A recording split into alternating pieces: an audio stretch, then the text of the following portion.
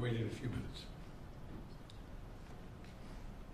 45 years, the United States Supreme Court has recognized the college's freedom to decide how to build diverse student bodies and to meet their responsibility of opening doors of opportunity for every single American. In case after case, including recently, just as a few years ago in 2016, the court has affirmed and reaffirmed this view that colleges could use race not as a determinative factor for admission, but as one of the factors among many in deciding who to admit from a already qualified pool of applicants. Today, the court once again walked away from decades of precedent and as the dissent has made clear. The dissent states in today's decision, quote, rolls back decades of precedent and momentous progress, end of quote. I agree with that statement from the dissent. The court has effectively ended affirmative action in college admissions, and I strongly disagree with the court's decision. Because affirmative action is so misunderstood, I want to be clear, make sure everybody's clear about what the law has been and what it has not been until today. Many people wrongly believe that affirmative action allows unqualified students to be admitted ahead of qualified students. This is not how college admissions work. Rather, colleges set out standards for admission, and every student has to meet those standards. Then and only then, after first meeting the qualifications required by the school, do colleges look at other factors in addition to their grades, such as race. The way it works in practice is this. Colleges first establish a qualified pool of candidates based on meeting a certain grade, test scores, and other criteria. Then and only then, it is from this pool of applicants, all of whom have already met the school standards, that the class is chosen after weighing a wide range of factors, among them being race. You know, I've always believed that one of the greatest threats of America, and you're tired of hearing me say it, is our diversity. But I believe that. If you have any doubt about this, just look at the United States military. The finest fighting force in the history of the world. It's been a model of diversity. And it has not only made our nation better, stronger, but safer. I believe the same is true for our schools. I've always believed that the promise of America is big enough for everyone to succeed, and that every generation of Americans, we have benefited by opening the doors of opportunity just a little bit wider to include those who have been left behind. I believe our colleges are stronger when they are racially diverse. Our nation is stronger because we are tapping into the full range of talent in this nation.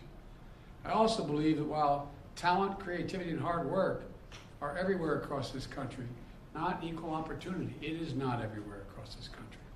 We cannot let this decision be the last word. I want to emphasize, we cannot let this decision be the last word. While the court can render a decision, it cannot change what America stands for. America is an idea unique in the world, an idea of hope and opportunity, of possibilities, of giving everyone a fair shot, of leaving no one behind. We've never fully lived up to it, but we've never walked away from it either.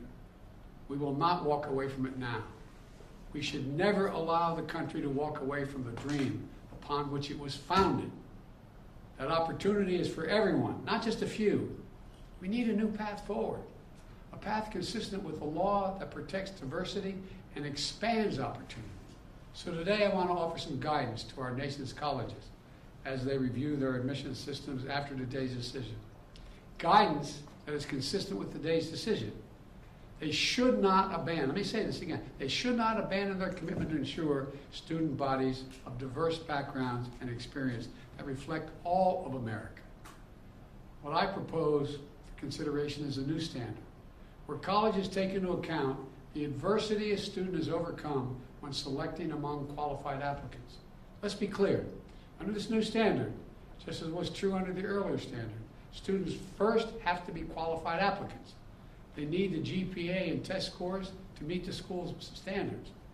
Once that test is met, then adversity should be considered, including students' lack of financial means, because we know too few students of low-income families whether in big cities or rural communities, are getting an opportunity to go to college.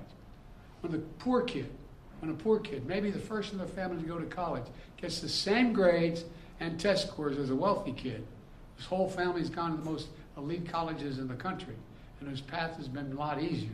Well, the kid who faced tougher challenges has demonstrated more grit, more determination, and that should be a factor that colleges should take into account in admissions, and many still do. It also means examining where the student grew up and went to high school. It means understanding the particular hardships that each individual student has faced in life, including racial discrimination that individuals have faced in their own lives. The court says, quote, "Nothing in this opinion should be construed as prohibiting universities from considering an application's discussion of how race has affected his or her life, but be it through discrimination or inspiration or otherwise," end of quote. Because the truth is, we all know it, discrimination still exists in America. Discrimination still exists in America. Discrimination still exists in America. Today's decision does not change that. It's a simple fact.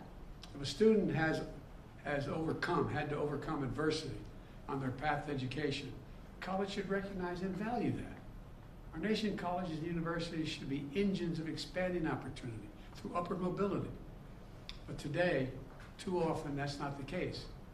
Statistics, one statistic, students from the top 1% of family incomes in America are 77 times more likely to get into elite college than one from the bottom 20% of family incomes. 77% greater opportunity.